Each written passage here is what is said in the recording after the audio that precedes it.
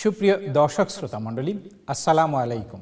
দেশে কিংবা বিদেশে, দূরে কিংবা কাছে, যে যেখানে বসে এই অনুষ্ঠান দেখছেন তাদের সকলকে অনেক অনেক প্রীতি আর শুভেচ্ছা। এই অনুষ্ঠানের মাধ্যমে আমরা আমাদের শিক্ষার্থীদের আরো বেশি স্মার্ট, আরো বেশি মেধাবী মানুষে পরিণত করে একবিংশ শতাব্দীর চ্যালেঞ্জ মোকাবেলা করার মতো জনসম্পদে পরিণত করার চেষ্টা করে থাকি। শিক্ষার্থী বন্ধুরা, তোমরা যারা পড়াশোনা করছো, বলো তো দেখি এই লেখাপড়া করার উদ্দেশ্যটা কি? তোমরা কি চাও না সত্যিকার অর্থে মানব সম্পদে পরিণত হয়ে নিজের জীবনটাকে একটা সার্থক জীবনে পরিণত করতে, সার্থক মানুষে পরিণত করতে? নিশ্চয়ই চাও। তাহলে এবার একটু চিন্তা করে দেখো, তোমরা যেভাবে শিক্ষা গ্রহণ করছো, কেউ কেউ এভাবেই নিশ্চয়ই শিক্ষা গ্রহণ করছো যে খুব বেশি করে মুখস্থ করছো পড়া, পরীক্ষায় সেটা কমন পাচ্ছ এবং লিখতে পেরে পরীক্ষায় ভালো নাম্বার পাচ্ছ। আবার এমনভাবে যারা পড়াশোনা করছো, তোমাদের যদি পরীক্ষায় প্রশ্ন কমন না পড়ে থাকে, মুখস্থ যদি তোমার কমন না পড়ে থাকে, তাহলে তুমি লিখতে পাচ্ছ না, কাজেই পরীক্ষায় ফেল করছো। এবার দেখো তো দেখি, যে বন্ধুটি ফেল করলো আর যে বন্ধুটি পাশ করলো, এই বন্ধু যে মুখস্থ করে পাশ করলো, মুখস্থ কিন্তু এক সময় সে ভুলেই যাবে। তাহলে যে বন্ধু ফেল করেছিল এবং যে বন্ধু পাশ করেছিল, পাশ করা বন্ধু যদি তার মুখস্থ করা বিদ্যা ভুলে গিয়ে থাকে, তাহলে নিশ্চয়ই সে ফেল করা বন্ধুর সমতুল্য হয়ে গেল। এইভাবে মুখস্থ করার মাধ্যমে যদি আমরা শিক্ষা গ্রহণ করে থাকি, তাহলে বলো তো দেখি, যত উচ্চতর ডিগ্রি আমরা গ্রহণ করি না কেন, সেই শিক্ষা কি সত্যিকার অর্থে আমাদেরকে সত্যিকারের মানব সম্পদে পরিণত করতে পারে? নিশ্চয়ই না। আর যে শিক্ষা তোমার ভিতরকার যোগ্যতাকে, সুপ্ত প্রতিভাকে জাগ্রত করে আরো বেশি তোমাকে গুণধর মানুষে পরিণত করতে না পারে, সেই শিক্ষাকে কিছুতেই সুশিক্ষা বলা যায় না। আমরা এই অনুষ্ঠানের মাধ্যমে আমাদের শিক্ষার্থীদের মেধাকে বিকশিত করে, মনের ভিতরে সুপ্ত প্রতিভাকে, লুকিয়ে থাকা প্রতিভাকে জাগ্রত করে তাকে আরো বেশি স্মার্ট, আরো বেশি মেধাবী মানুষে পরিণত করার চেষ্টা করে থাকি। সুপ্রিয় শিক্ষার্থী বন্ধুরা, তোমরা যারা এই অনুষ্ঠান দেখছো, আশা করব তোমরা সবাই কাগজ কলম ব্যবহার করবে আর দেখবে আমরা যে ফর্মুলার মাধ্যমে তোমাদেরকে FM মেথডে ইংরেজি শেখাবার চেষ্টা করছি, সেই ফর্মুলাটা তোমার জীবনে কতটা উপকারের।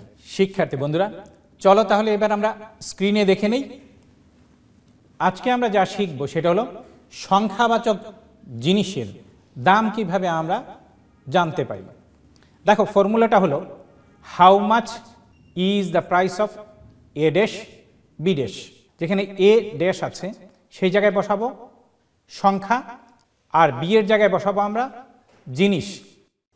আমরা যদি জিজ্ঞেস করি একটি জামদানি শাড়ির দাম কত, তাহলে যে ফর্মুলা আমরা ব্যবহার করব সেই ফর্মুলাটি হলো how much is the price of A dash B dash. আমরা তো বলতে পারি গত বছর একটি জামদানি শাড়ির দাম কত ছিল, তখন আমরা যে ফর্মুলা ব্যবহার করব সেই ফর্মুলাটি হবে how much was the price of A dash B dash.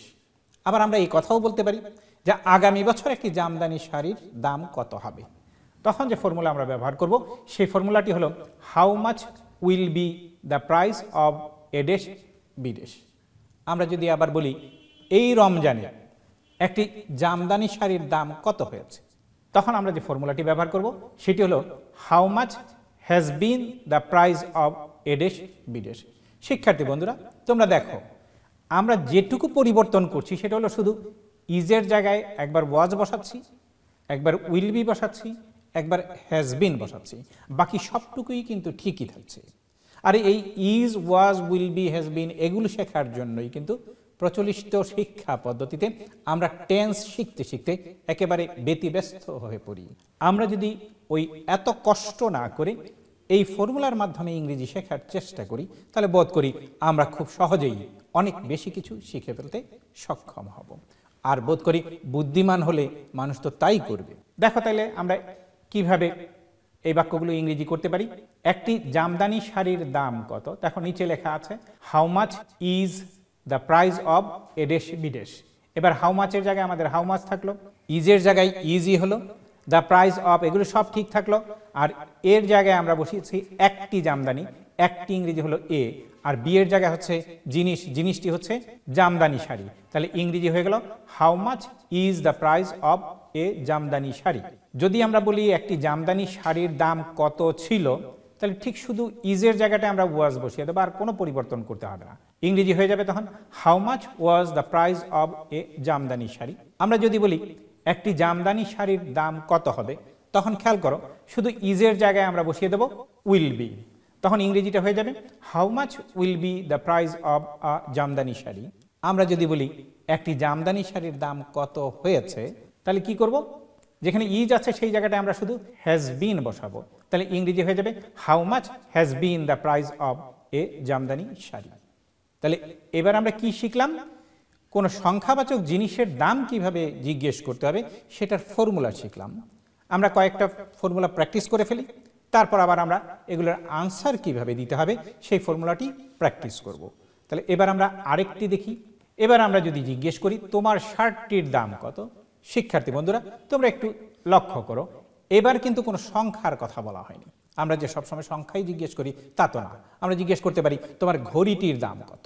তো এরকম একটি প্রশ্ন এখানে দেওয়া আছে, যেমন তোমার শার্টটির দাম কত।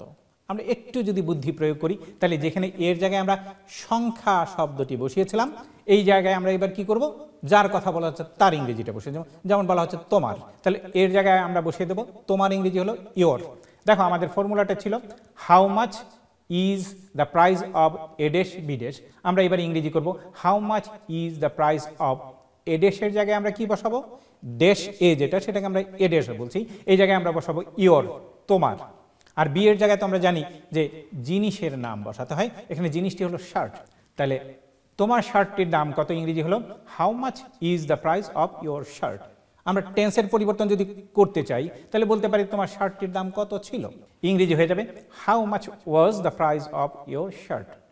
যদি জিজ্ঞেস করি তোমার শার্টটির দাম আগামী 2 বছর পরে কত হবে, তাহলে ইংরেজি যেখানে ইজ আছে সেই জায়গায় হয়ে যাবে উইল বি, ইংরেজি হবে how much will be the price of your shirt আগামী 2 বছর পরে, আফটার 2 ইয়ার্স।